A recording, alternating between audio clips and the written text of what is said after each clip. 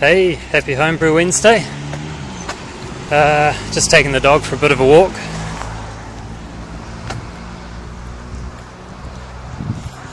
Some of the bypass over there which hoons out around one of the towns on the outskirts of Nelson. Probably walked a good 5 kilometres already actually.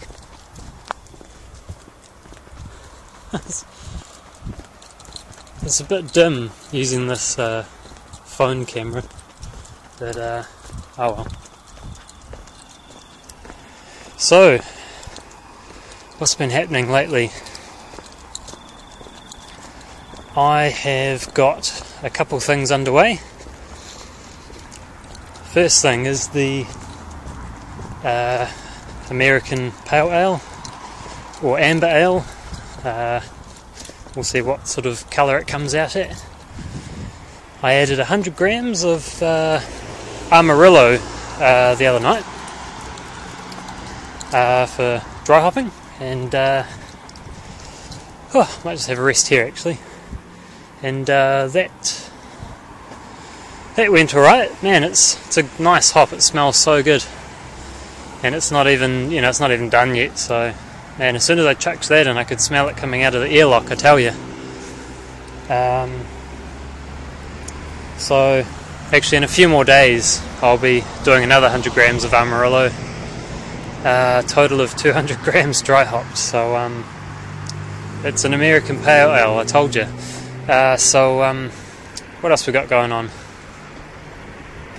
I'm also fermenting a 6 litre, just a mini batch. What's that? I got the opportunity to pick off some Nelson Sauvin hops, fresh hops. My friend Bill from work went down with another local homebrewer. They went up and picked some hops from the hop farm. I mean, it was all stuff they were throwing out anyway, so just stuff that got missed by the machine or whatever, so pretty awesome, pretty stoked about that. I ended up getting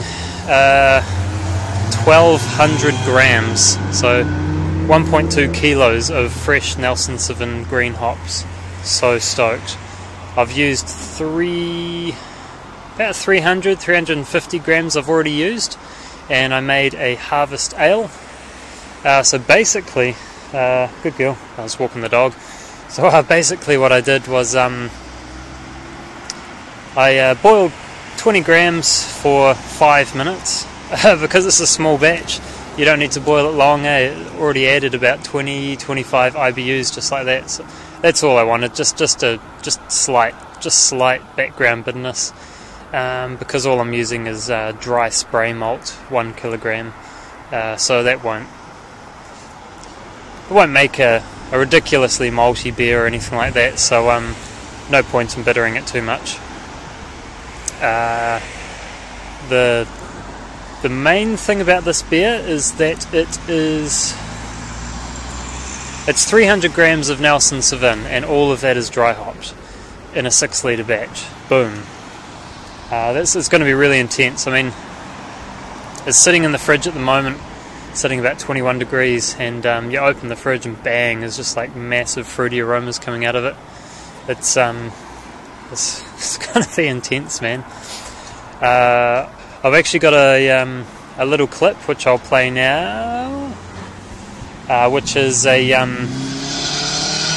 noisy cars, which is basically just the airlock going nuts. Man, this thing almost blew its top. Basically just started out really gradual, pop, pop, pop, and then it just went like full bore, man. Like it was honestly a constant stream of gas hooning through the airlock. Ended up getting a bit of blow off from the beer, so there's now beer in the airlock. But because it's in a small demijohn, I'm not going to take the risk of opening it up and giving it a clean. I'm just going to leave it how it is. There's only air going out, nothing's coming back into the beer, so why bother? So that's all happening. Man, it's going to be intense. I'm probably going to enter that into the homebrew competition. Not that I'm expecting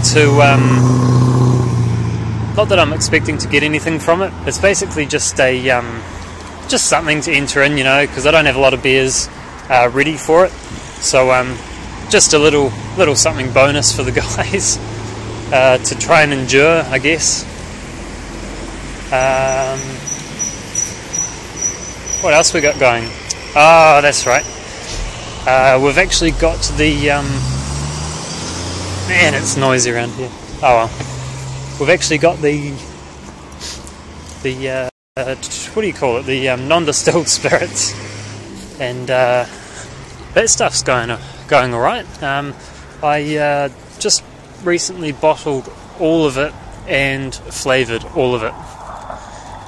So it's all in the bottles, ready to drink, pretty much. Although on some of the flavourings,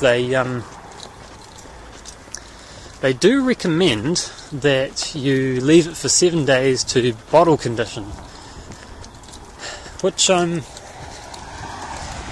going to do. I'm going to let it sit for a while before I taste test it. And you know, taste testing can be a video on its own, pretty much.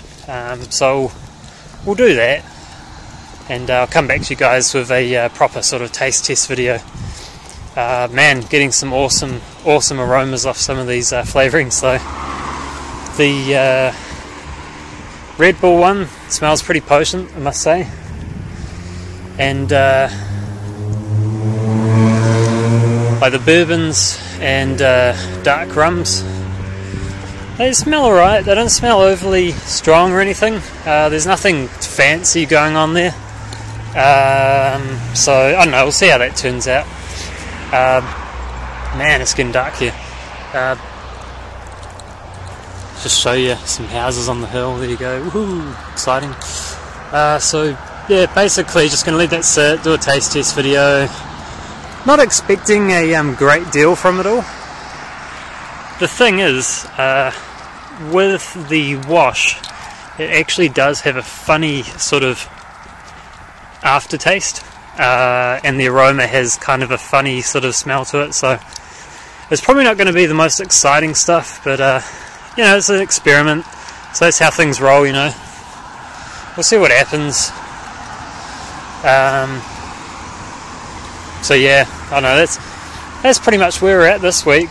It's night time, so I'm filming this on Tuesday night, just because I probably won't have much time to film all this tomorrow. So yeah, hope you enjoyed my walk. Pretty boring because it's a bit dark, but and pretty noisy as well. But yeah, that's where we're at, and happy Homebrew Wednesday, and we'll catch you guys later. Cheers.